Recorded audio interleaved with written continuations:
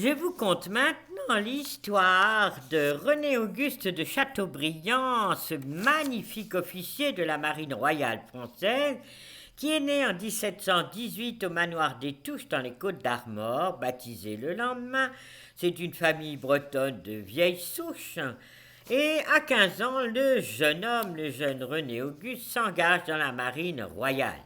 C'est la guerre de succession d'Autriche, il devient lieutenant en 1735. Puis, il se fait tellement bien remarquer, tellement admiré qu'en 1746, le roi lui donne le bateau corsaire, le Tigre. Il prend part à 2 expéditions. Alors attention que je vous explique la guerre de course. Il fallait faire la course, c'est le nom, aux navires marchands anglais pour les prendre. Un tiers de la prise était au roi, un tiers à l'armateur, un tiers à l'équipage.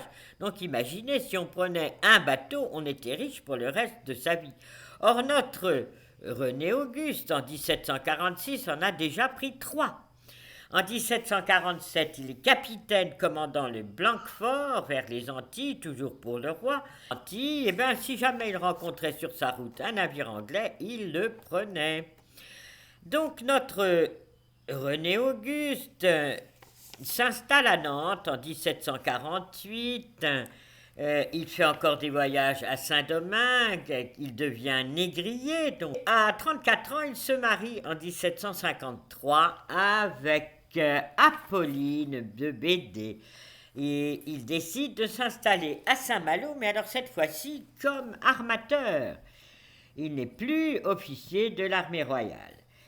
Et c'est là qu'il arme pour la guerre de course 4 bâtiments. Imaginez 4 bâtiments.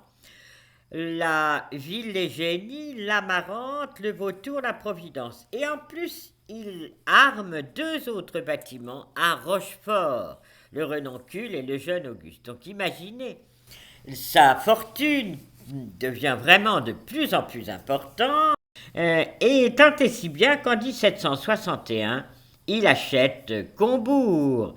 Et il s'y installe en 1777 pour sa retraite avec tous ses 10 enfants. Il meurt en 1786 à Combourg, où il est enterré dans l'église qu'il avait fait agrandir et décorer. Sa tombe est là, dans cette pierre bien noire d'ardoise de ce pays, à côté de son épouse Apolline, avec ses belles armoiries et la devise « Mon sang atteint les bannières de France ». À bientôt, au revoir pour une autre histoire, pourquoi pas.